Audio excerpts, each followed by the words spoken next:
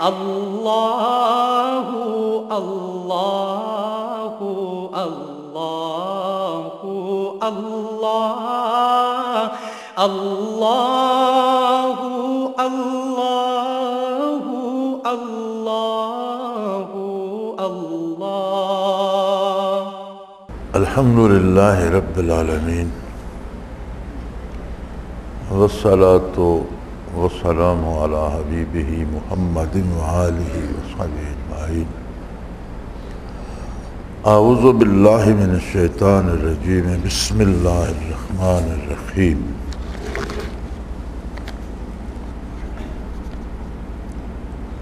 یہ بہت اچھی بات انہوں نے لکھی ہے۔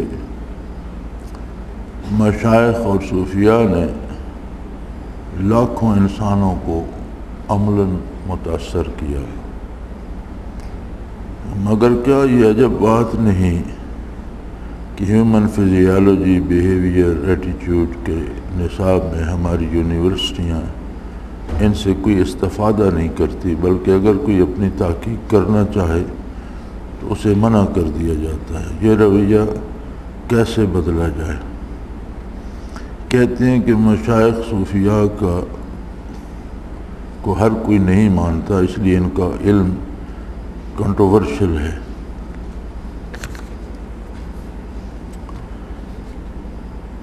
بات یہ ہے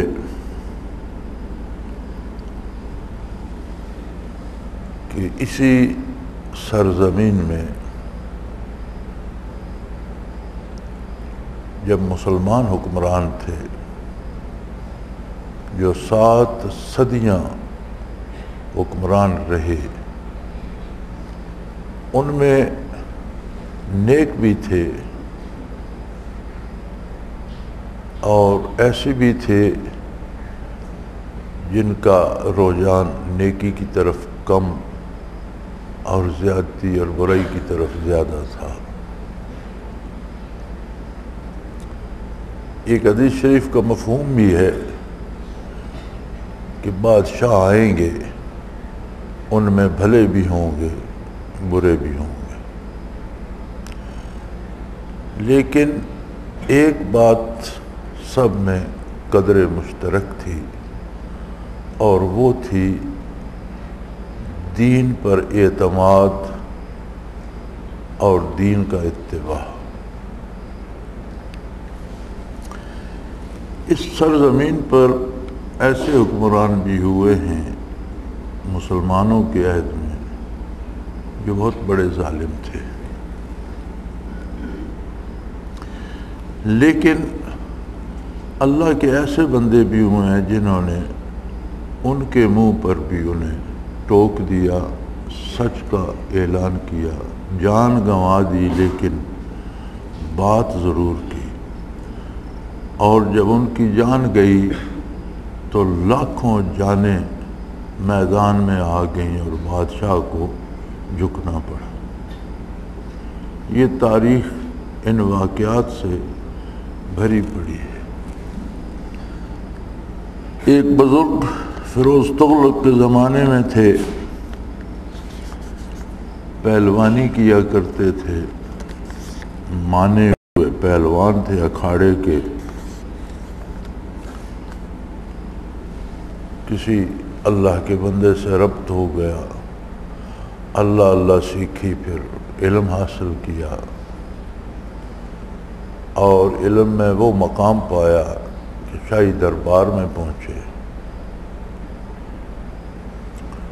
تو فیروز تغلق بہت سخت گیر حکمران تھا۔ اس نے دربار میں بیٹھے ہوئے کہا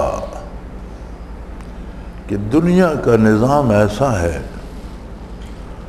کہ ہر چیز آتی بھی ہے، چلی بھی جاتی ہے، فصلیں اگتی ہیں، پکتی ہیں، کٹ جاتی ہیں، پھر اگتی ہیں، بارشیں ہوتی ہیں، رک جاتی ہیں، قحط سالیاں آتی ہیں، پھر ہوتی ہیں، درخت اگتے ہیں، کٹ جاتے ہیں، پھر ہوتے ہیں، انسان پیدا ہوتے ہیں، مر جاتے ہیں اور آ جاتے ہیں۔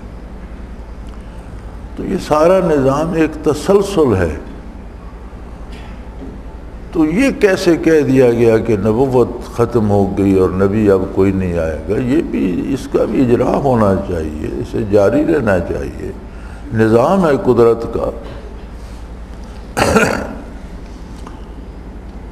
انہیں وہ بات اس قدر چبھی کہ انہوں نے اٹھ کر جو جملہ کہا فارسی کا، کیونکہ درباری زبان فارسی ہوا کرتی تھی، تو انہوں نے اٹھ کر کہا بادشاہ گو مخور،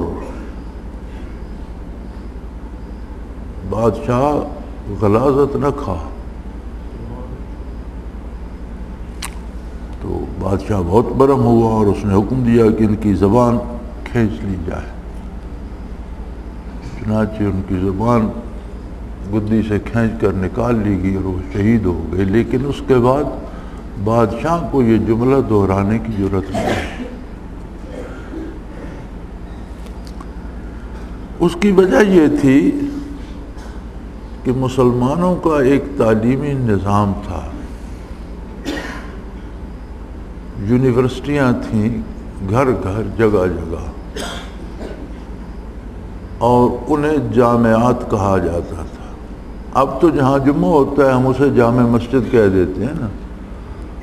جامع کا مطلب یونیورسٹی ہے، ایسی جگہ جہاں تمام علوم و فنون سکھائے جاتے ہیں، ہر شعبہ زندگی کے علوم و فنون جہاں سکھائے جاتے ہیں اسے یونیورسٹی کہتے ہیں۔ تو ہمارے جو مدارس اور یونیورسٹیاں اور جامعات تھیں، اسی بر صغیر کی بات کر رہا ہوں، ان کو مسلمان حکمرانوں نے جاگیریں عطا کی تھی۔ ان کا بورڈ ہوتا تھا جو زمینوں سے، جاگیروں سے آمدن آتی تھی، اسی سے عمارتیں بنتی تھیں، اسی سے بچوں کا خرچ چلتا تھا، لباس، کتابیں، خوراک، سب کچھ یونیورسٹی مہیا کرتی تھی۔ اور مزے کی بات یہ ہے کہ عام آدمی سے لے کر بادشاہ تک کا بیٹا یونیورسٹی میں ہی پڑھتا تھا۔ ایک ہی تعلیم کا معیار تھا، اور ان یونیورسٹیوں میں سے جرنیل بھی آتے تھے، وزرائے سلطنت بھی وہیں سے نکلتے تھے، حکیم اور طبیب بھی وہیں سے آتے تھے، علماء اور مفتی اور محدث اور مفکر بھی وہیں سے آتے تھے۔ تو وہی یونیورسٹیاں تصوف اور اذکار بھی سکھاتی تھیں، اور صوفی بھی انہی یونیورسٹیوں کے فاضل ہوتے تھے۔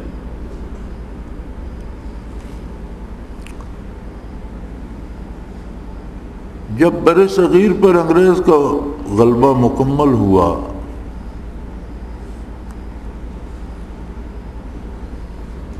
دہلی میں جہاد ہوا، جسے ابھی تک ہماری کتابوں میں غدر ہی کہتے ہیں، جو آخری جنگ تھی جس کے بعد مسلمانوں کی قوت مدافعت ختم ہو گئی۔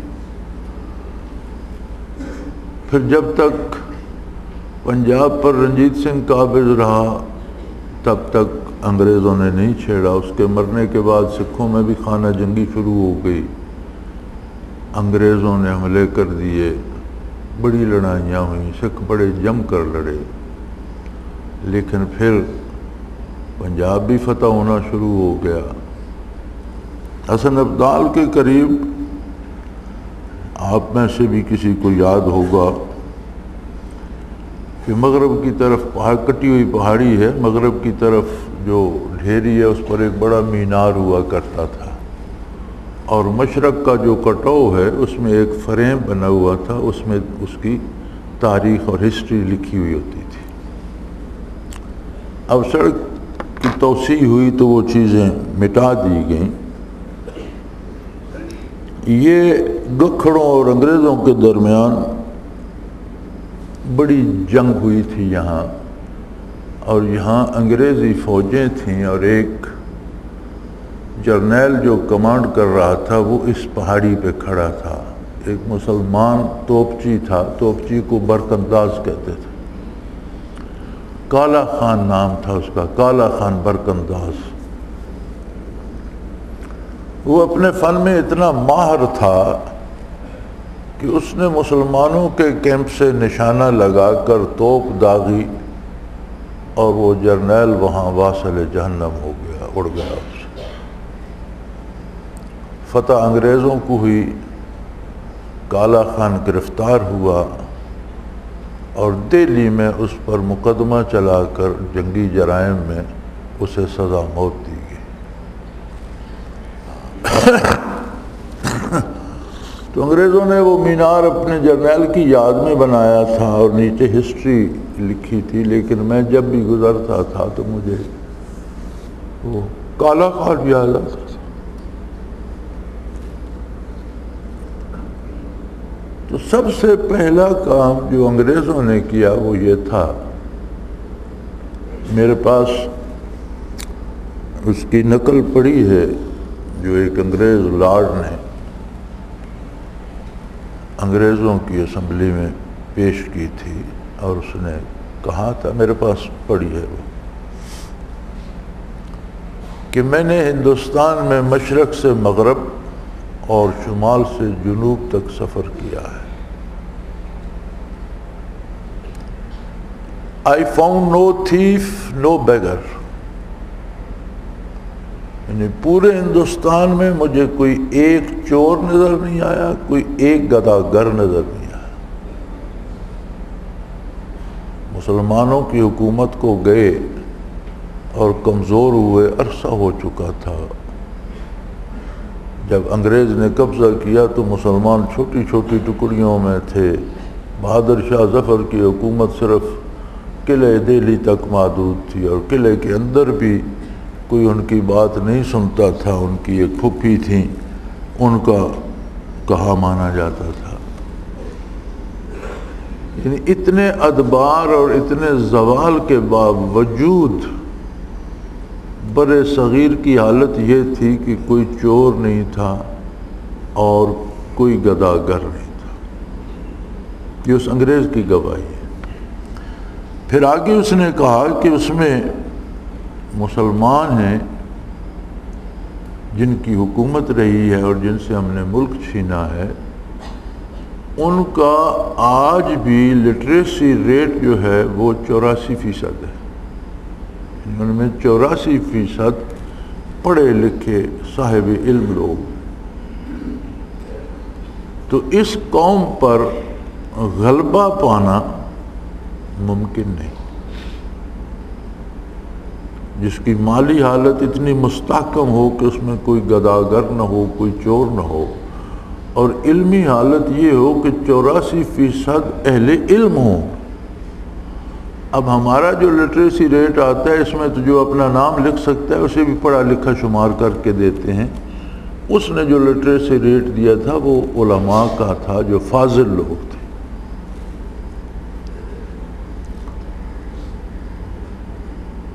تیسری بات اس نے جو پیش کی وہ یہ تھی کہ اگر ہمیں بر صغیر پر حکومت کرنی ہے تو ان کی ریڑھ کی ہڈی کو توڑنا ہوگا، اور ریڑھ کی ہڈی ہے ان کی تعلیم۔ ان کے علم کے مراکز کو ختم کر کے ایسے علمی مراکز بنائے جائیں جو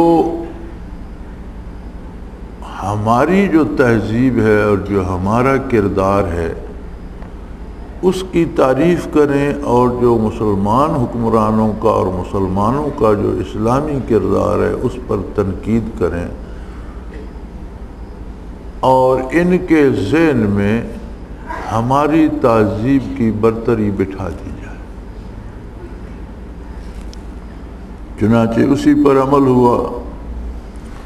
لارڈ میکالے نے ایک نصاب بنایا جس میں برائے نام اسلامی تعلیمات بھی رہنے دیں، لیکن اسلامی مدارس کی سرکاری امداد بند کر دی گئی، ان کی جاگیریں چھین لی گئیں۔ آپ کو حیرت ہوگی کہ وہ جاگیریں جو ان سے چھینی گئیں وہ ان غداروں کو دی گئیں جنہوں نے اس جنگ میں، اس جہاد میں انگریزوں کا ساتھ دیا اور قوم اور ملک سے غداری کی۔ تو یہ آپ کے جو بڑے بڑے جاگیردان ہیں یہ انہی لوگوں کی اولاد ہے جو آج بھی ہمارے سروں پہ بیٹھے ہیں۔ پنجاب میں تقریباً 80% جاگیرداروں کو جو جاگیریں دے گئیں وہ تھیں جو دینی مدارس اور یونیورسٹیوں سے چھینی گئی تھی، اور پنجاب میں وہ زمین 3 لاکھ مربع تھی جو آج بھی جاگیرداروں کے پاس ہے۔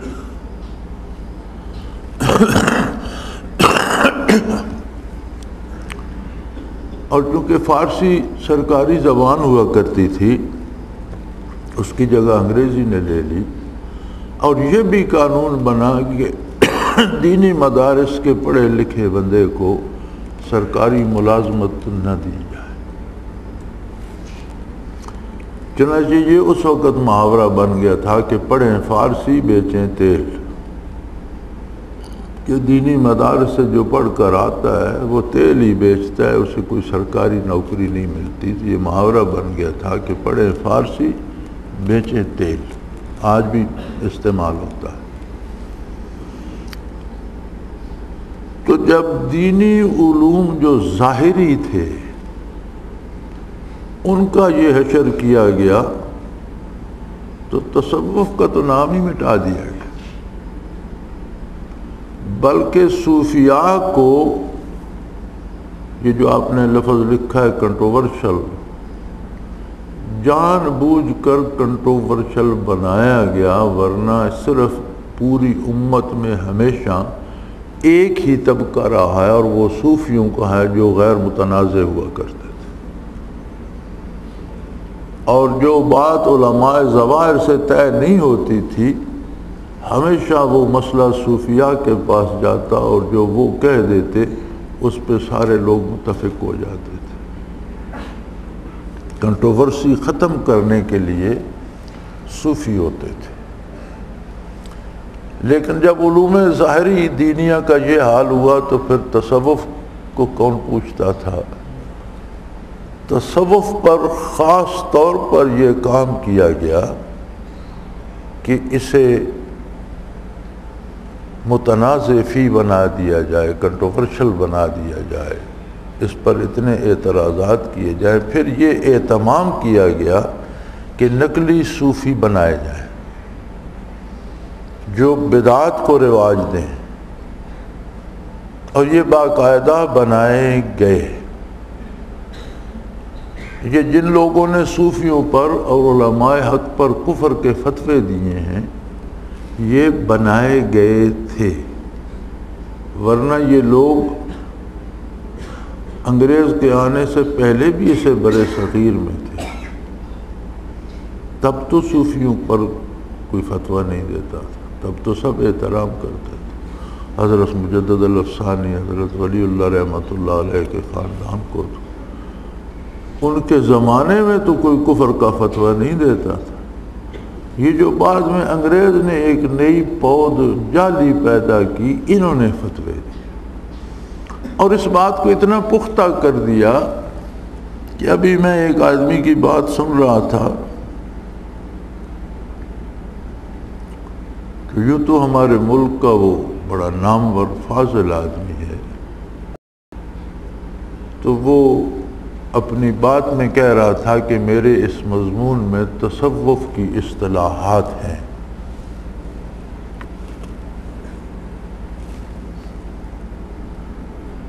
اور اس کے بعد اس نے دہرایا تصوف یعنی مسٹیریلزم۔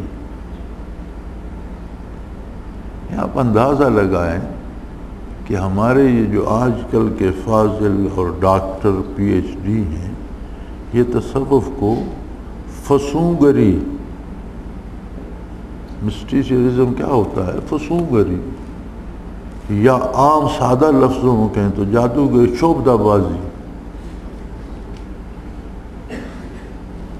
تو جب آپ تصوف کو اس درجے پر لے گئے جسے شعبدہ بازی کہتے ہیں، تو پھر تصوف پر کون شعبدہ بازی پہ کون پی ایچ ڈی کرے گا؟ کون یونیورسٹی اسے اجازت دے گی؟ اور تب سے اب تک ہمیں کہا یہ جاتا ہے کہ ہم آزاد ہو گئے، لیکن حقیقت یہ ہے جو میں سمجھتا ہوں، میں باوضو منبر رسول پر مسجد میں بیٹھا ہوں، دیانتداری سے جو میں سمجھتا ہوں وہ یہ ہے کہ ہم آزاد نہیں ہوئے۔ 14 اگست 1947 آزادی کا دن نہیں تھا، مالکوں کی تبدیلی کا دن تھا، ہمارے مالک بدل گئے، انگریز چلے گئے، اور جو انگریزوں کے غلام پجاری، ملک کے غدار اور دینی جائیدادوں کو چھین کر اپنی جاگیریں بنانے والے لوگ تھے، ان کی نسل ہم پر مسلط کر دی۔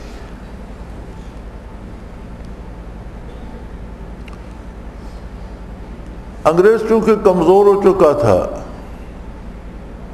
امریکہ طاقتور تھا، انگریز نے بنائے تو اس لیے تھے کہ ان کی باغ ڈور میرے ہاتھ میں رہے گی، لیکن چونکہ امریکہ طاقتور تھا، رسی اس نے چھین لی، اور وہی انگریز کے پیدا کردہ جو لوگ تھے وہ آج بھی ہم پر حکمران ہیں، اور ان کی ڈور امریکہ بہادر کے ہاتھ میں۔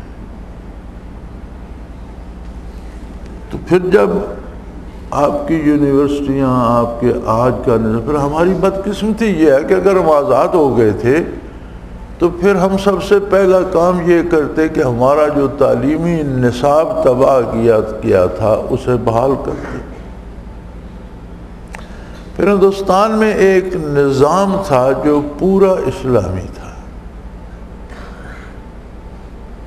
عدالتی بھی اور سیاسی بھی، معاشی بھی۔ آپ نے انگریز کی آمد سے قبل اسلامی ریاست میں کسی سودی کاروبار بینک کا نام سنا ہے؟ ہندوؤں میں سود تھا، مسلمانوں میں نہیں تھا۔ پھر انگریز کے ساتھ بینک آئے، پھر باقاعدہ معیشت سودی ہو گئی۔ اب کسی کو تباہ کرنے کے لیے اسے لقمہ حرام کھلا دینا ہی کافی ہے۔ یعنی آپ کسی کا اخلاق تباہ کرنا چاہتے ہیں، کسی کا کردار تباہ کرنا چاہتے ہیں، کسی کا ایمان لوٹنا چاہتے ہیں، تو اسے لقمہ حرام کھلانا شروع کر دے، اور کچھ کرنے کی ضرورت نہیں، باقی سارا کام وہ لقمہ حرام کر لے گا۔ اگر ہم آزاد ہوئے تھے تو ہم اپنا معاشی نظام تبدیل کرتے اور اس میں سے حرام کو نکال کر اسے حلال اور جائز راستے پہ ڈالتے۔ اگر ہم آزاد ہو گئے تھے تو ہم آج بھی عدالتوں میں اسلامی نظام لاتے، شہادت کا طریقہ اسلامی ہوتا، معیار اسلامی ہوتا، گواہوں کو پرکھا جاتا، جرم ثابت ہوتا تو اگر حد ثابت ہوتی تو وہ جاری کی جاتی جو قرآن میں ہے، کیونکہ حدود وہ فیصلے ہیں جن میں قاضی صرف جرم ثابت کرتا ہے، سزا اللہ کی طرف سے مقرر ہے۔ اس کے بعد تعزیرات ہیں جو قاضی کی ثوابدید پر ہیں۔ تعزیرات میں بھی قواعد شریعہ اور متقدمین کا اتباع کیا جاتا، پھر تو ہم آزاد ہوتے ہیں۔ وہی نصاب تعلیم پھر ہمیں پڑھایا جاتا تو بزرگوں کی، اہل اللہ کی عزت بحال ہوتی۔ تصوف میں تو من جانب اللہ یہ قوت ہے کہ اسے باقی رہنا ہے، اللہ کریم نے اسے باقی رکھنا ہے، اور اس کی حفاظت کا ذمہ اللہ نے لیا ہوا ہے۔ نحن نزلنا الذکر انا نحن نزلنا الذکر وانا لہ لحافظون، یقیناً ہم نے یہ قرآن نازل کیا ہے اور ہم اس کی حفاظت کریں گے۔ اب اس حفاظت کا مطلب یہ نہیں کہ یہ کتاب اسی طرح لکھی رہے گی، حفاظت کا مطلب یہ ہے کہ یہ لکھی بھی رہے گی، اسے یاد اور حفظ کرنے والے بھی رہیں گے، اس سے سمجھنے اور سمجھانے والے بھی رہیں گے، اور وہ طبقہ بھی رہے گا جو اس کے صرف ظاہری معنی نہیں سمجھتا، باطنی کیفیات بھی حاصل کرتا ہے۔ یہ سارے شعبے رہیں گے تو قرآن رہے گا نا، یہ سارے شعبے قرآن کے ہیں۔ روس میں جب سوشل انقلاب آیا، سوشلسٹوں کا سرخ انقلاب جب آیا،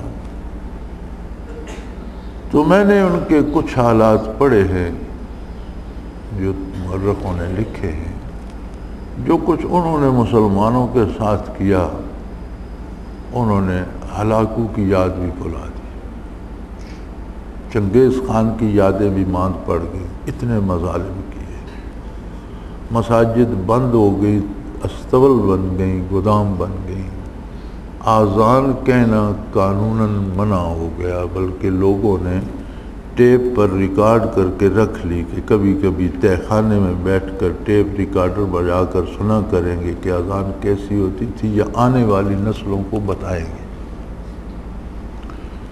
اور پون صدی 75 سال یہ عالم رہا۔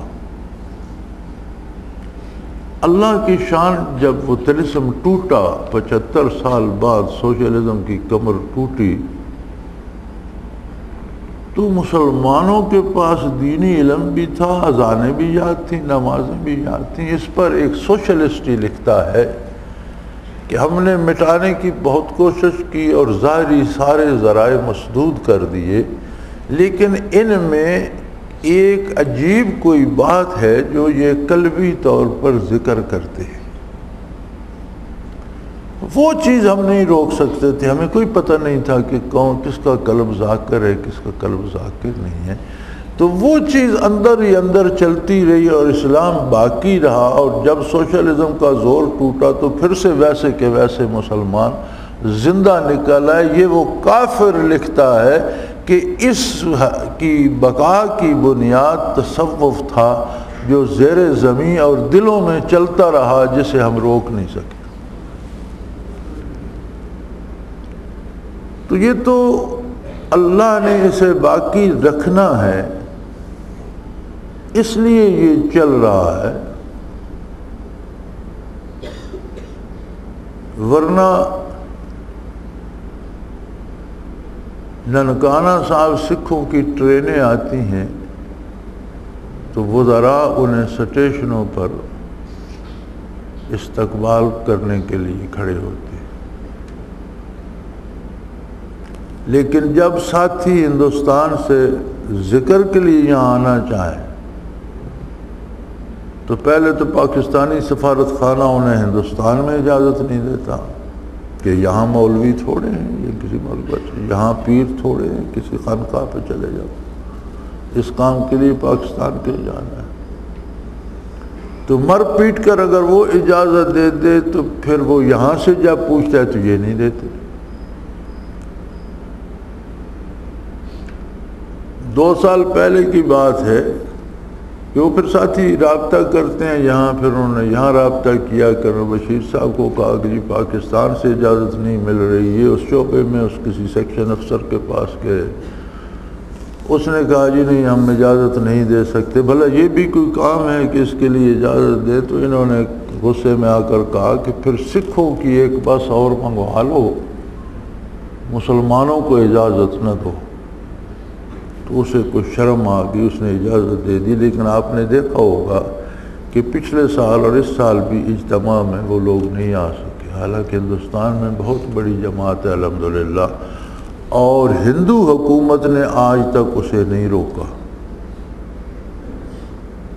وہ پورے ہندوستان میں جنوب میں مدراس تک، حیدرآباد دکن میں بنا ہوا ہے دارالعرفان، حیدرآباد دکن مدراس میں ہے، بمبئی میں دارالعرفان ہے، رات کا ذکر ہوتا ہے اس میں وہ سارے لوگ ہوتے ہیں۔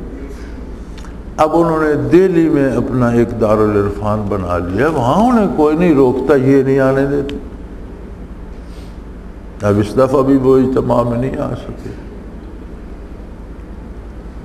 تو جہاں یہ عالم ہوگا، جہاں یہ حال ہوگا، وہاں یونیورسٹیاں آپ کو کیسے اجازت دے گی؟ لیکن اس کا ایک حل بھی ہے، لِكُلِّ دَاءٍ دَوَاءٌ أَوْ كَمَا قَالَ رسول اللہ صلی اللہ علیہ وسلم، ہر مرض کی دوا ہے۔ اس کا علاج یہ ہے کہ یہ دولت جو آپ کو کوڑیوں کے بھاؤ مل رہی ہے مفت، بلکہ میں تو سمجھتا ہوں کہ میرے جیسے بندے کو تو اللہ نے زبردستی دی ہے، ہمیں تو کوئی استعداد نہیں تھی، اس کی مرضی اس نے عطا کر دی، میں تو اس شعبے کا آدمی نہیں تھا۔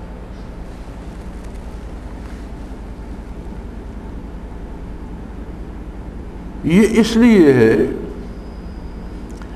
کہ آپ اپنے کردار سے، اپنے برتاؤ سے، اپنے عمل سے معاشرے میں یہ ثابت کریں کہ تصوف اور صوفی معاشرے کا ایک ضروری عنصر ہے جس سے پورا معاشرہ پھل پھول سکتا ہے۔ کیونکہ اب ہمارا پورے ملک کا ایک خاص پڑھا لکھا اور حکمران طبقہ جو ہے، آپ نے اکثر سنا ہوگا، بات بات پر کہتے ہیں پاکستان کو آگے لے کر جانا ہے۔ یہ آگے کہاں لے کر جانا ہے؟ اس سے مراد پتہ ہے کیا ہوتی ہے؟ برطانوی، امریکی، یورپین، سکنڈینیوین، مغربی تہذیب تک اسے پہنچانا ہے۔ یہ آگے لے کر مکے نہیں جا رہے یا مدینہ منورہ نہیں جا رہے، یہ جو روز کہتے ہیں آگے لے کے جانا ہے، یہ یہاں نیو یارک بنانا چاہتے ہیں، یہ یہاں سکنڈینیویا بنانا چاہتے ہیں، یہ یہاں یورپ بنانا چاہتے ہیں۔ ان سے آگے سے مراد یہ ہوتی ہے کہ ابھی لوگ نمازیں پڑھتے، ابھی ایسے جاہل ہیں کہ کروڑوں روپے مساجد پہ خرچ کر دیتے، بلکہ اب یہ تک کہا جاتا ہے کہ اربوں روپے جانوروں پر ضائع کر کے انہیں ذبح کر دیا جاتا ہے، یہ اربوں روپے جمع کر کے ہم یونیورسٹیاں بنا سکتے ہیں، سڑکیں بنا سکتے ہیں، نہریں نکلوا سکتے ہیں، تو اربوں روپے کے جانور ایک دن ذبح کر دیے جاتے ہیں۔ کیا تماشا ہے!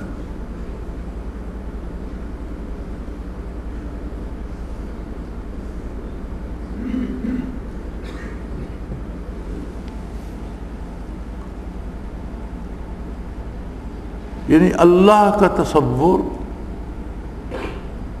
اللہ پر یقین، اللہ کے نبی پر یقین، اللہ کریم نے خود کہا ہے لَن يَنَالَ اللَّهُ لُحُومُهَا وَلَا دِمَاؤُهَا، اللہ کو قربانی کے جانوروں کے گوشت اور خون کی ضرورت نہیں ہے، وہ تمہاری نیت اور ارادے کو دیکھتا ہے کہ تمہارا اس کے ساتھ کتنا تعلق ہے، اس کی کتنی اطاعت کرتے ہو، ٹوٹل پورا کرتے ہو یا اپنی طرف سے بہترین تحفہ پیش کرتے ہو۔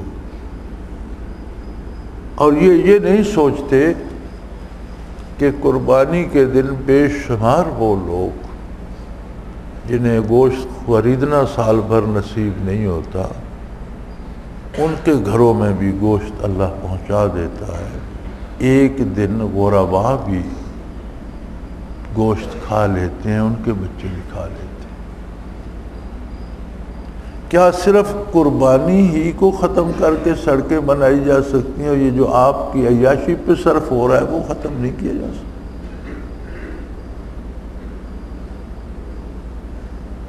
یہ جو ایک آدمی کے لیے 168 پولیس کی گاڑیاں آگے پیچھے چلتی ہیں، یہ ختم نہیں کیا جا سکتا۔ اتنا بڑا ڈاکو ہے، اتنا بڑا چور ہے، اتنی پولیس نے اسے گھیر رکھا ہے۔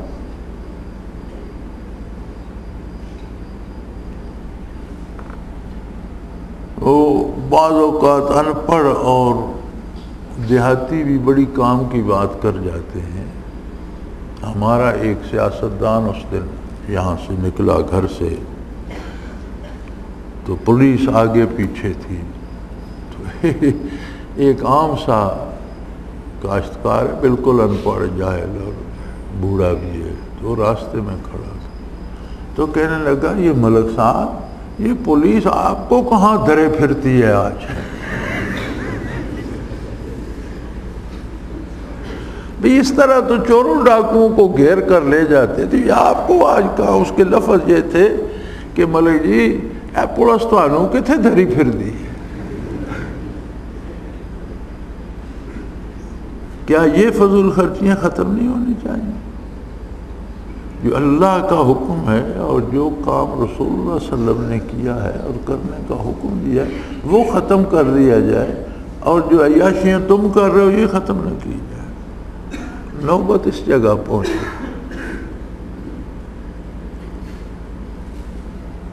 تو میرے بھائی، اللہ نے بہت کرم کیا، بہت کرم کیا. دیکھو دنیا کا نظام ایسا ہے کہ اللہ اسے برابر رکھتا ہے. اگر ایک پلڑا زمین سے لگ جائے تو نظام نہیں چلتا. تو جتنی جتنی برائی بے حیائی پھیلتی ہے، اسی طرح سے دوسرے پلڑے میں اپنے ایسے بندے پیدا کر دیتا ہے کہ جس ایک بندے کا وزن ساری انسانیت کے گناہگاروں سے بڑھ کر ہوتا ہے. تو یوں نظام کائنات متوازن رہتا ہے، بیلنس رہتا ہے. اور یہی ارشاد ہے حضور اکرم صلی اللہ علیہ وسلم کا کہ عرض کیا گیا کہ قیامت یا رسول اللہ کب قائم ہوگی؟ تو آپ نے فرمایا حتی لا یقال اللہ اللہ، اور کما قال رسول اللہ صلی اللہ علیہ وسلم، کہ جب کوئی اللہ اللہ کہنے والا نہیں رہے گا قیامت قائم ہوگی. جب یہ نیکی کا پلڑا خالی ہو جائے گا، اٹھ جائے گا، برائی کا زمین سے لگ جائے گا، تو دنیا تباہ ہو جائے گی. تو اللہ کریم جب چاہتے ہیں تو ہمیشہ اس توازن کو برقرار رکھنے کے لیے اپنے بندے میدان میں اتارتے رہتے ہیں.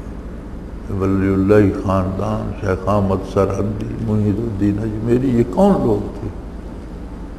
یہی لوگ تھے، اسی شعبے کے تھے.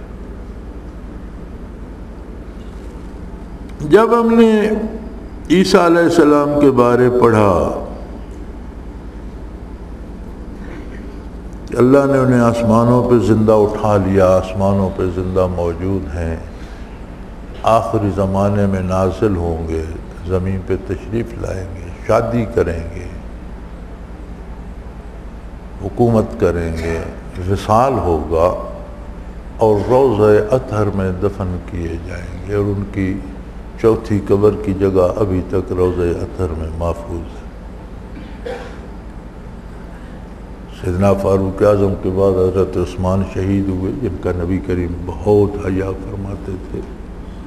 حضرت علی شہید ہوئے، حسنین کریمین دنیا سے گئے، اور اکابر صحابہ، لیکن کوئی وہاں دفن نہیں ہوا، چونکہ حضور نے فرمایا تھا کہ یہ چوتھی قبر عیسیٰ علیہ السلام کی ہوگی، اور قیامت کو ہم اس طرح اٹھیں گے کہ ایک طرف میں ہوں گا، ایک طرف عیسیٰ علیہ السلام، اور درمیان میں ابو بکر و عمر رضی اللہ عنہما ہوں.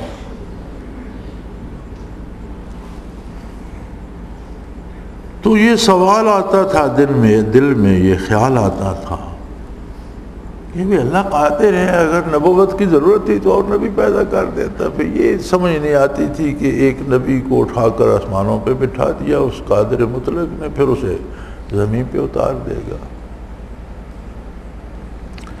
لیکن جھجکتے ہوئے پوچھتے بھی نہیں تھے کہ مار پڑے گی کہ کیا بکواس کرتے. اس شعبے میں آ کر پتہ چلا کہ یہ جو توازن قائم رکھنے کی صورت ہے، ایک کوئی نہ کوئی عظیم ولی پیدا کر دیتے اللہ، جو ایک بندہ روئے زمین پہ آگ لگا دیتا ہے یار، دلوں کو گرما دیتا ہے. تو وہ قادر ہے جہاں چاہے پیدا کر دیتا ہے، ساری زمین اس کی اپنی، ساری کائنات اپنی ہے. لیکن اس نے یہ احسان فرمایا کہ آپ ذرا غور کریں اور حضرت جی کی سوانح پڑھیں، خاندانی ان کا بیک گراؤنڈ اور پچھلے حالات پڑھیں، موجودہ حالات دیکھیں تو نہ کوئی چیز آگے ہے نہ پیچھے، نہ کوئی علمی استعداد پہلوں میں ہے نہ بعد والوں میں. ایک دور افتادہ گاؤں جس تک پکی سڑک بھی نہیں جاتی تھی اور بجلی وغیرہ بھی نہیں تھی، اب پکی سڑک اور بجلی گئی ہے، اور 4-5 میل پیدل راستہ پکی سڑک سے جاتا تھا. پھر وہ گاؤں مار دھاڑ، چوری ڈاکے، بدماشی کے لیے مشہور تھا اور جرائم پیشہ لوگوں کی عام آجگاہ تھا. وہاں اپنے ایک بندے کو پیدا کر دیا اس ویرانے، اس جنگل میں، اس تاریکی میں. اور عجیب بات ہے، اس ایک بندے نے وہ نور بانٹا کہ آج روئے زمین پر ایک وقت میں ذکر ہو رہا ہوتا. اور تاریخ تصوف میں یہ پہلی دفعہ ہے کہ آج ہم جب پال ٹاک کھولتے ہیں تو امریکہ کے مغربی کناروں سے جاپان تک اور چین سے افریقہ تک آباب اس میں ہوتے ہیں، اور ہر ملک، ہر جگہ ذکر قلبی ہو رہا ہوتا ہے، اللہ کی یاد ہو. عجیب بات نہیں؟ کیسا بندہ پیدا کیا اللہ نے، جس نے کروڑوں دلوں کو گرما دیا، کروڑوں سینے روشن کر لیے. اگر وہ اسی بندے کو شام، عراق، ایران، عرب، کسی مغربی ملک، کسی مشرق بعید کے ملک میں پیدا فرما دیتا، شاید ہم وہاں تک پہنچتے نہ پہنچتے. ہم تک بات پہنچتے پہنچتے کتنی دیر ہو جاتی، کتنی نسلیں گزر جاتی تو بات پہنچتی نہ پہنچتی. اسے تو بیلنس رکھنا تھا، دنیا کا نظام تو بیلنس ہو جاتا. یہ اس کا کرم کہ اس نے یہاں اپنا ایک بندہ چنا. پھر اسے وہ قوت دی کہ تاریخ تصوف میں تابعین کے بعد پہلی ہستی حضرت رحمۃ اللہ علیہ کی ہے، جن کے پاس جو آیا وہ دل روشن لے کر گئے. میری عقیدت اپنی جگہ، میں یہ تاریخی حقیقت بتا رہا. عقیدت اور شے ہے، حقائق اپنی جگہ رہتے. آپ دیکھ لیجئے بارگاہ رسالت میں جو آیا صحابی بن گیا، مرد، عورت، عالم، جاہل، پڑھا لکھا، امیر، غریب. صحابہ میں یہ سنت جاری رہی، جو آیا تابعی بن گیا. تابعین میں یہ سنت جاری رہی، جو ان کی مجلس میں پہنچا تبع تابعی بن گیا. تبع تابعین کے پاس جو آیا وہ صوفی نہیں بنا. یہ تابعین پر آ کر ختم ہو گئی. پھر گنتی کے لوگوں نے درد دل حاصل کیا، اکثریت نے علم ظاہر، تسبیحات اور وظائف حاصل کیا. تب سے لے کر اب تک کتنی جلیل الہستیاں، جلیل القدر ہستیاں امت میں گزری.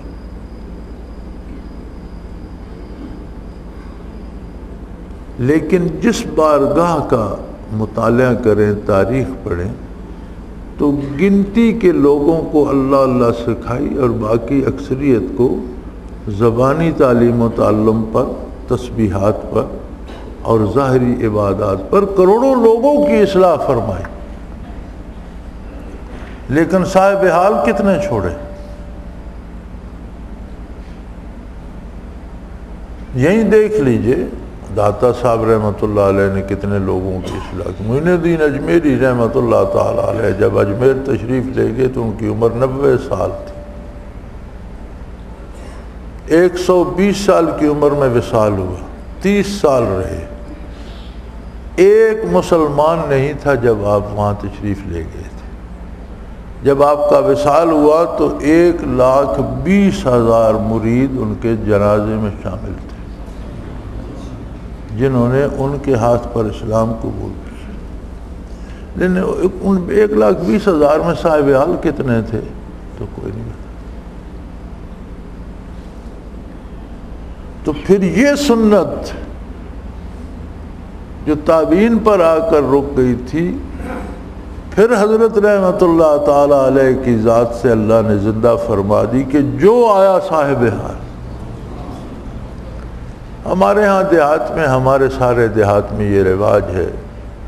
اب تو کوئی پمپ شمپ اور نلکے لگ گئے، پہلے یہ ہوتا تھا کہ لوگ وضو مسجد ہی میں کرتے تھے اور مسجد کا ایک خادم رکھا کرتے تھے۔ عموماً گاؤں کا کوئی مصلی یا اس طرح کا ہوتا تھا تو اسے سارے کچھ نہ کچھ غلہ یا آٹا دیتے تھے، روزانہ کی بیسس پہ بھی دیتے تھے اور سالانہ اور ششماہی بھی دیتے تھے۔ تو اس کے دو کام ہوتے تھے، ایک تو وہ مسجد میں بڑے بڑے مٹ لگے ہوتے تھے، ان میں پانی بھرے رکھتا تھا، خالی نہیں ہونے دیتا۔ دوسرا سردیوں میں ایندھن لا کر وہ ان کے نیچے چولہے بنے ہوتے، پانی کو گرم بھی رکھتا تھا۔ وہ میں نے زندگی میں جتنے دیکھے، میں نے انہیں نماز پڑھتے نہیں دیکھا، پانی بھرتے چلے جاتے، خاندان سمیت آتے، گھڑے بالٹیاں لے کر بھر کر چلے گئے، آگ جلائی چلے گئے۔ حضرت کی مسجد میں جو خادم تھا جسے پنہارا کہتے تھے، میں نے دیکھا وہ بھی فنا فی الرسول تھا۔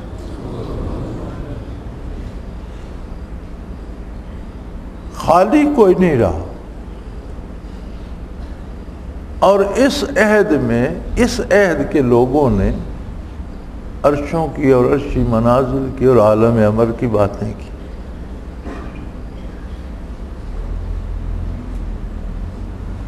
تو یہ تو اللہ کی قدرت اور اللہ کا وہ وعدہ، حفاظت قرآن کا جو وعدہ ہے وہ حاملین قرآن کو بھی شامل ہے۔ قرآن لوح محفوظ میں محفوظ ہے، علم الہی میں محفوظ ہے۔ پھر حفاظت کا وعدہ کیا؟ حفاظت کا وعدہ تو یہی ہے کہ اس دنیا میں عملاً اپنی زندگی حیات کے ساتھ موجود رہے گا، اور قرآن اپنی حیات کے ساتھ اگر موجود ہے تو ذاکر قلوب میں ہے، غافلوں میں نہیں۔ تو ذاکرین کی بقا بھی اسی وعدے میں آ گئی۔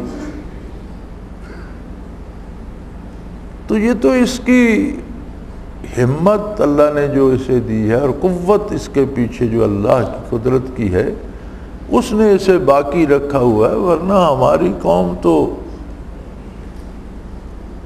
آزاد کیا ہوئی، مادر پدر آزاد ہو گئی، غلامی سے تو آزاد ہوئی نہیں، صرف آقا بدل گئے۔ پہلے انگریز تھے، پھر جو انگریزوں کے جہاں خادم تھے ہم ان کے تابع ہو گئے۔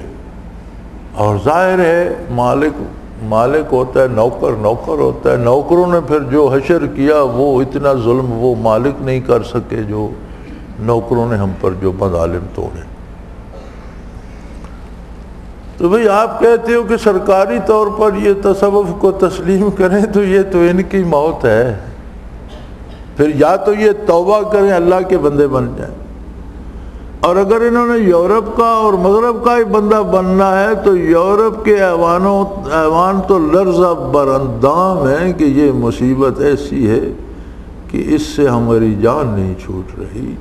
روس تک جیسے کٹر کافر ملک نے کہا کہ 75 سال لگا دیے ہم نے، لیکن یہ تصوف اور قلبی ذکر کوئی ایسا فن ہے کہ اسلام مٹ نہیں سکا، مسلمان مٹ نہیں سکا۔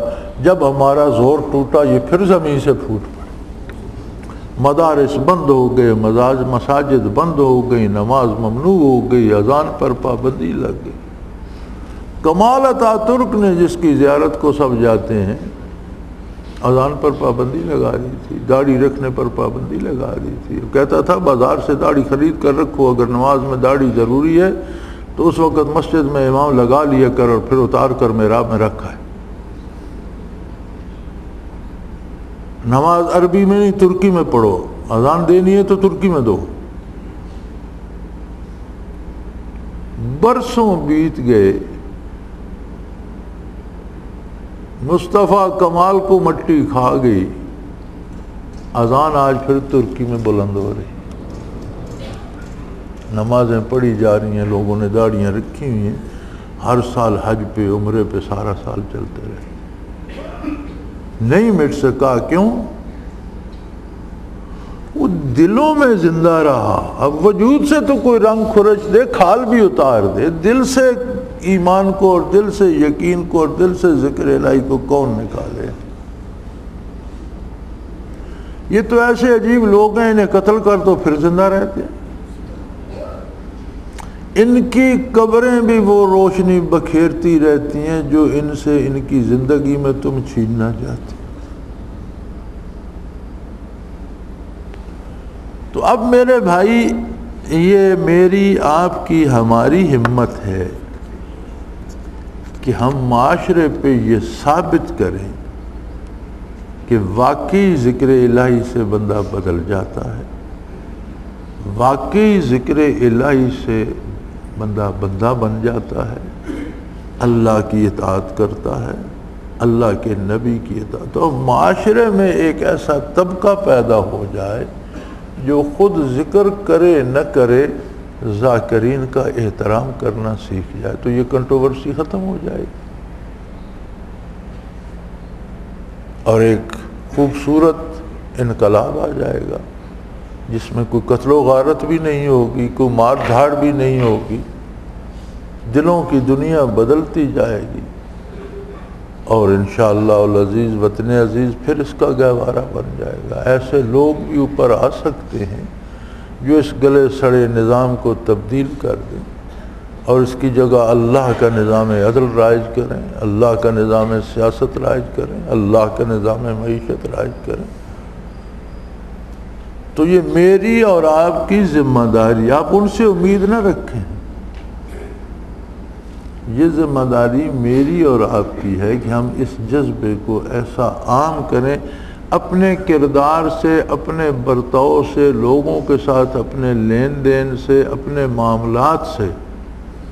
یہ نہیں کہ ہم زندگی سے الگ ہو کر بیٹھ جائیں تو اس کا کیا فائدہ ہوگا، بھرپور زندگی گزاریں لیکن لوگوں کے ساتھ معاملات ایسے ہوں کہ وہ کہیں ایسا ہونا چاہیے، بندہ ایسا ہونا چاہیے۔ حضرت جی رحمۃ اللہ تعالیٰ علیہ سنایا کرتے تھے، علاقے میں جو جھگڑے ہوتے تھے، مسائل فقہی پیدا ہو جاتے تھے، عموماً نکاح طلاق کے مسائل ہوتے تھے تو پھر وہ فیصلے کے لیے حضرت کو لوگ بلاتے تھے۔ ایک اعتماد حضرت پہ لوگوں کو ہوتا تھا کہ یہ بندہ کسی کی طرفداری نہیں کرے گا، سچا فتویٰ دے گا۔ تو فرماتے تھے گاؤں میں انہوں نے مجھے بلایا، جھگڑا یہ تھا کہ گاؤں کا ایک نائی تھا، اس کا کوئی رشتہ تھا، بہن تھی یا بیٹی تھی،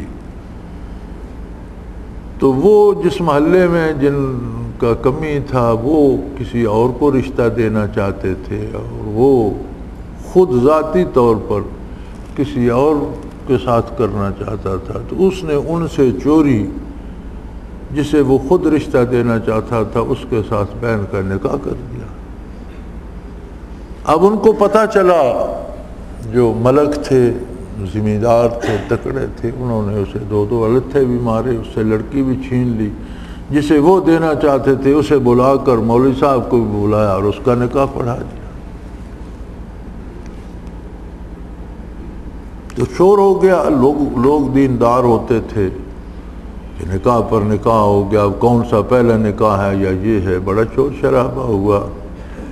تو انہوں نے حضرت رحمۃ اللہ علیہ کو تکلیف دی، آپ وہاں تشریف لے گئے۔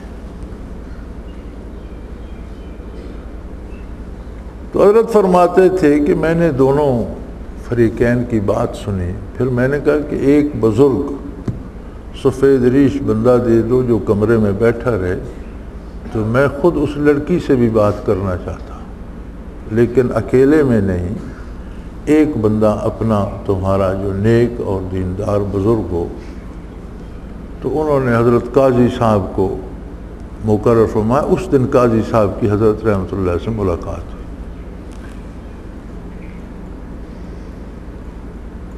تو لڑکی سے بھی پوچھا تو حضرت کو ساری حقیقت کا علم ہو گیا۔ تو آپ نے فرمایا کہ میں فیصلہ تب دوں گا کہ لڑکی میرے قبضے میں ہو اور آپ دونوں فریق یہاں سامنے موجود ہوں، تب فیصلہ ہو۔ میں فتویٰ دے کر چلا جاؤں، آپ اپنی مرضی کریں، تو ایسے فتوے میں نہیں دیتا۔ اور شرعاً بھی یہ قاعدہ ہے کہ جس فتوے پر عمل ہونے کا احتمال نہ ہو کہ لوگ عمل نہیں کریں، انہیں فتویٰ دینا نہیں چاہیے، فتوے کی توہین نہیں کرنی چاہیے۔ آج کل تو لوگ یوں ہی پھینک دیتے ہیں، کوئی مانے نہ مانے۔ قاعدہ شرعی یہ ہے کہ لوگ مانے تو فتویٰ دو، نہ مانتے ہوں تو انہیں چھوڑ دو، کوئی فتویٰ نہ دو۔ انہیں مجبوراً ماننا پڑا، انہیں کہا جی یہ لڑکی ہے، یہ اب جہاں آپ جس طرف اسے کہیں گے چلی جائے گی، یہ دونوں فریق ہیں۔ تو حضرت نے فرمایا جو تم نے دوسرا نکاح کیا یہ باطل ہے، وہ ہوا ہی نہیں، اور پہلا نکاح درست تھا، لہذا لڑکی اس کو دی جاتی ہے۔ اسے کہا لے جاؤ لڑکی اپنے گھر۔ اب حضرت کو بلایا وہ ان ملکوں نے تھا جنہوں نے دوسرا نکاح کیا تھا، تو سڑک سے 3-4-5 میل فاصلے پر تھا، وہ سڑک سے گھوڑی لے کر آئے اور حضرت کو گھوڑی پر بٹھا کر لے گئے۔ تو واپسی پر حضرت فرماتے ہیں کہ انہوں نے پھر مجھے گھوڑی دی، خود ساتھ ہوئے۔ ان کا جو سربراہ تھا سب سے بڑا میرے ساتھ چل رہا تھا، راستے میں مجھ سے کہنے لگا کہ مولانا آپ نے ہماری بڑی بے عزتی کر دی، ایک کمی کو آپ نے جتوا دیا، اور ہماری بڑی بات تھی، بڑا روب دبدبہ تھا علاقے میں، آپ نے ہمیں ہرا دیا، ہم کو بات اچھی نہیں لگی، لیکن ایک بات کا یقین ہو گیا کہ آپ ہیں اللہ کے بندے، آپ بات کھری کرتے، سچ یہی تھا جو آپ نے کیا۔ آپ اگر لڑکی ہمیں دے دیتے ہمارا دنیاوی بھرم رہ جاتا، لیکن آپ کے بارے ہم یہ سوچتے کہ ہم نے مولوی خرید لیا ہے، ہم نے مرغے شرغے کھلائے، گھوڑی پہ بٹھایا، پیسے شیسے دیے تو مولوی بک گیا، ہم نے خرید لیا۔ اب ہمیں یہ اعتبار ہو گیا ہے کہ یہ اللہ کا بندہ ہے، یہ بکنے والا ہے۔ تو حضرت اکثر یاد فرمایا کرتے تھے کہ بدکار ہونے کے باوجود اس نے کہا میری بے عزتی تو ہوئی ہے، لیکن یہ ہے کہ اللہ کے بندے دنیا پہ ہیں، یہ اچھی بات ہے۔ تو یہ یوں ہی اتنے لوگوں تک بات نہیں پھیلی، یہ حضرت کا کردار بھی تھا رحمت اللہ تعالی، حضرت جی کا عمل بھی تھا، کردار بھی تھا، جس نے اس خوشبو کو اتنے دور تک پھیلایا۔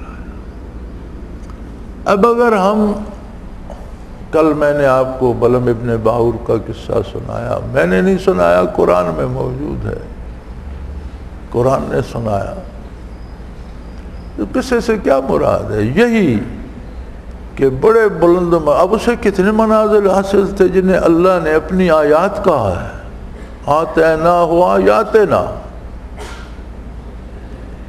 تو کتنے بلند منازل ہوں گے۔ لیکن جب وہ نبی کی اطاعت سے اس نے گردن پھیری تو گردن مروڑ دی گئی۔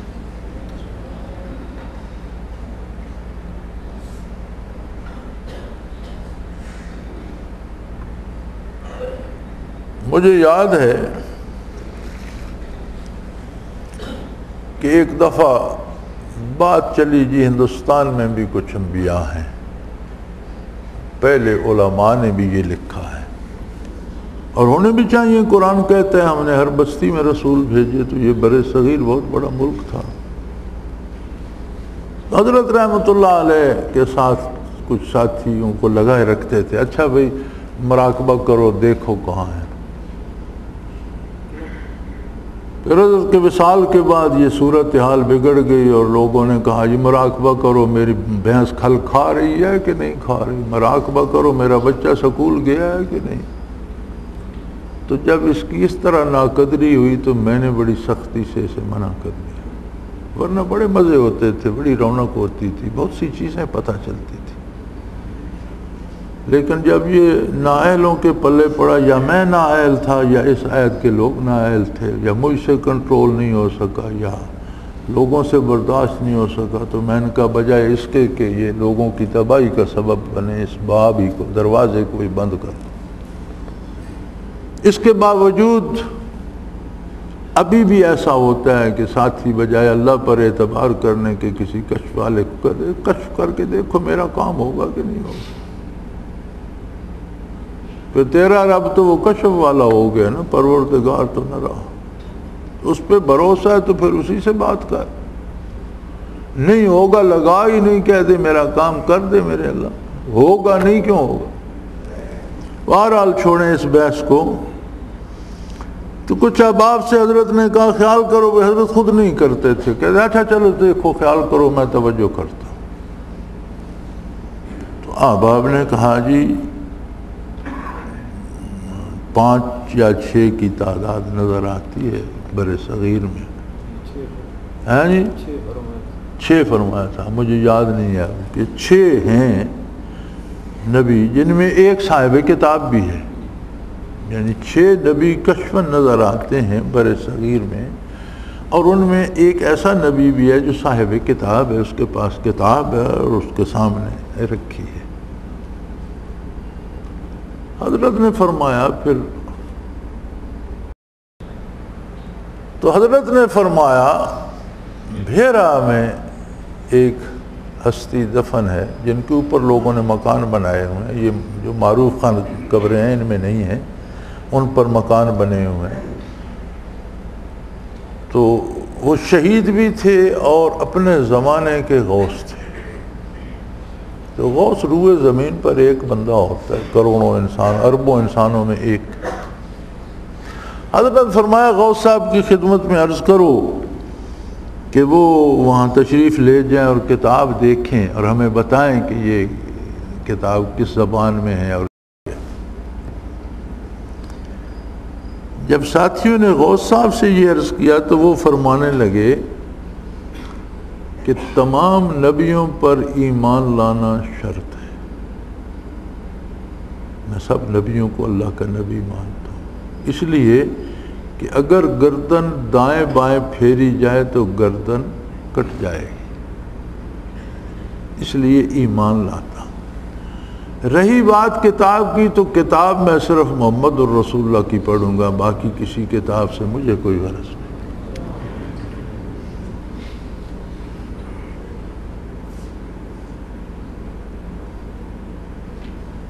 کتنا خوبصورت جواب عطا فرمایا ان کی نبوت پر ایمان لانا ضرورت ایمان ہے، اگر دائیں بائیں گردن کی جائے تو گردن کٹ جائے گی، میں نبی مانتا ہوں۔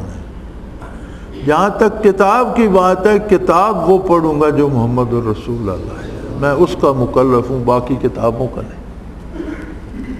حضرت فرمایا چھوڑ دو اس جستجو کو۔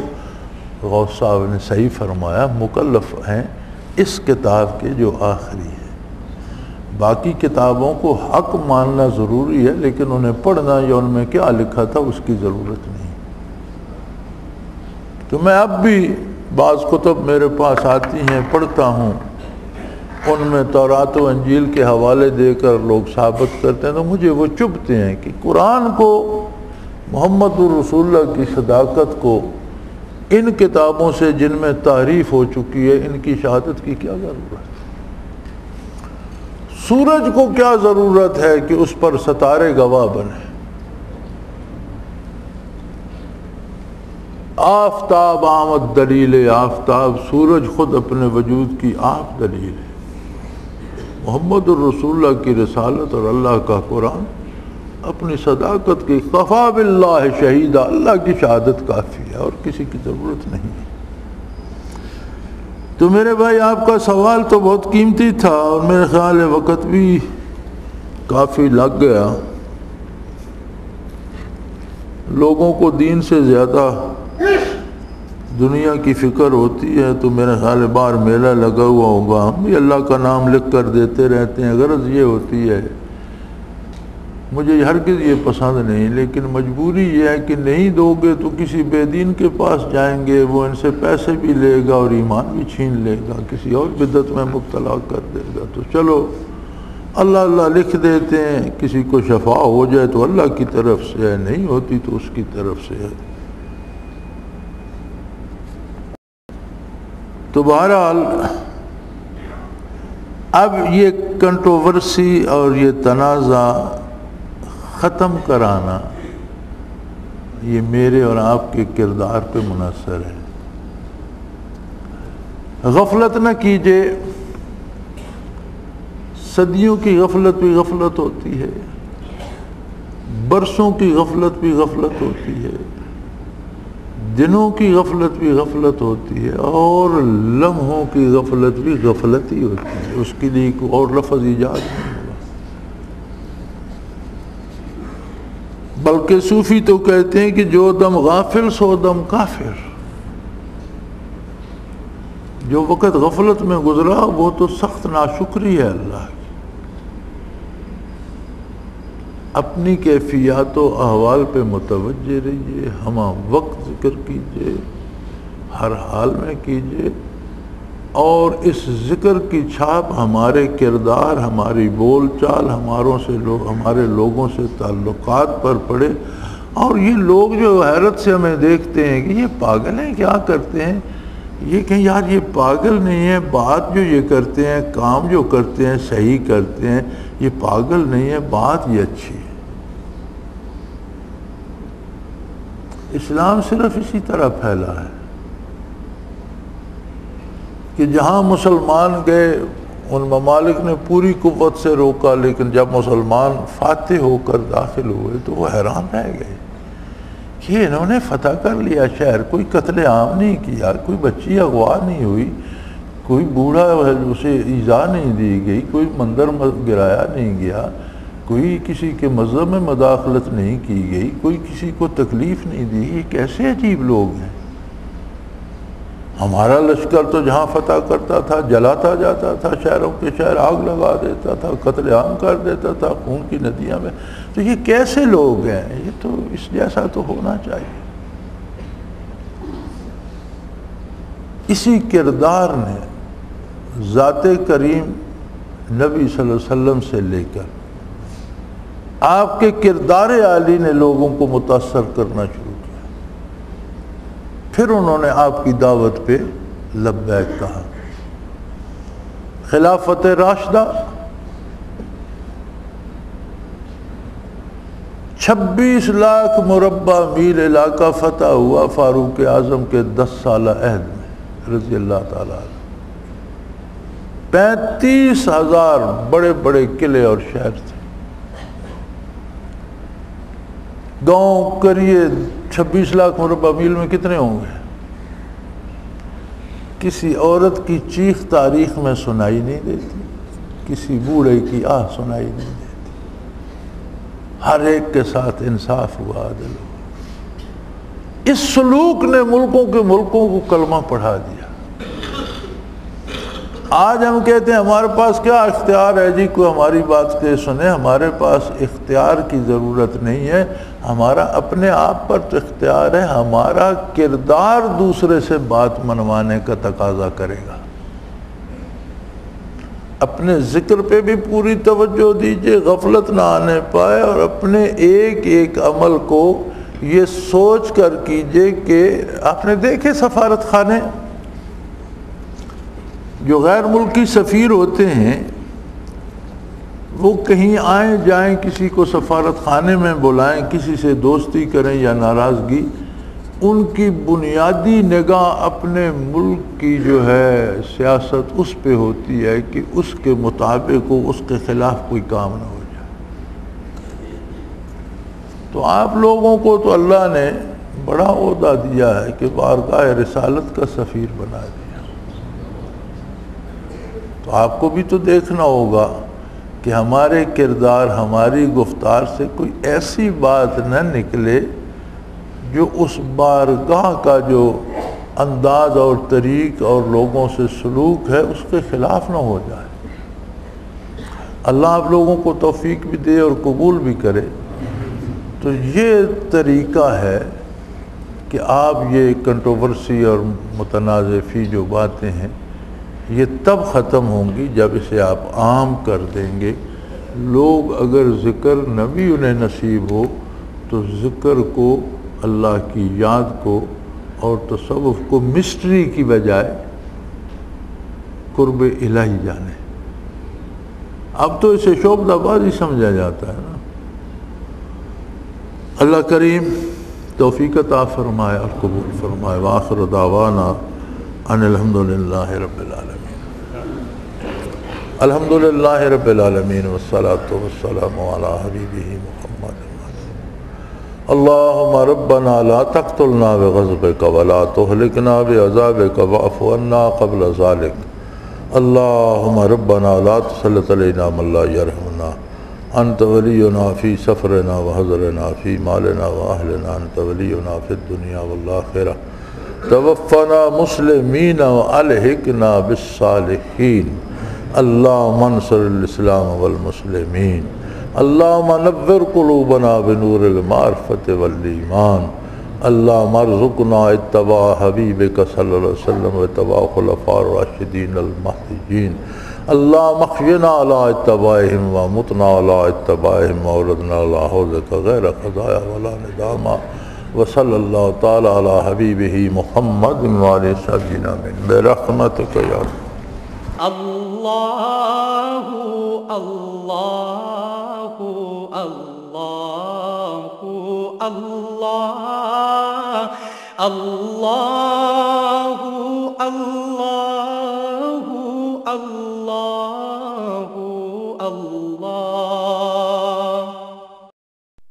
حضرت امیر محمد اکرم آوان مد ظلہ العالی دارالعرفان منارہ ضلع چکوال میں سالہ سال سے قرآن و حدیث کے اوپر خطابات کر رہے ہیں اور سلسلہ نقشبندیہ اویسیہ کے مطابق لوگوں کو ذکر الہی کی تربیت دے رہے ہیں۔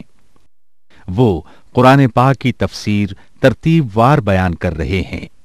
تفسیر قرآن کو وہ موجودہ ملکی اور بین الاقوامی حالات کے مطابق بیان کرتے ہیں۔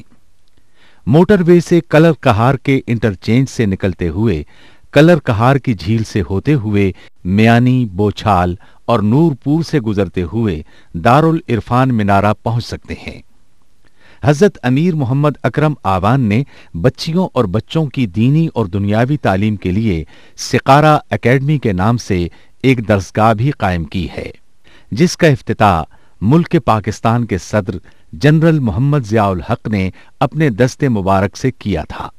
وہ تمام احباب جو اسلام کی طلب رکھتے ہیں ان سے گزارش ہے کہ دارالعرفان منارہ ضلع چکوال میں امیر محمد اکرم آوان صاحب کے خطابات سے مستفید ہوں۔ وہ ہر جمعے کو نماز سے پہلے بیان فرماتے ہیں۔ ہر ماہ کی پہلی اتوار کو ماہانہ اجتماع ہوتا ہے جس میں آپ خصوصی خطاب فرماتے ہیں اور پاکستان کے چاروں صوبوں سے احباب اس اجتماع میں شرکت کرتے ہیں۔ اس کے علاوہ یہاں سال میں 2 مرکزی اجتماعات بھی ہوتے ہیں، ایک رمضان المبارک میں اعتکاف کا اجتماع اور دوسرا جولائی اور اگست میں 40 دن کا اجتماع ہوتا ہے جس میں روحانی تربیت کی جاتی ہے۔ اپنا خون سیماب دے کر اتنا ہم کر جائیں گے، نام آقا کا چمن میں پھر رقم کر جائیں گے۔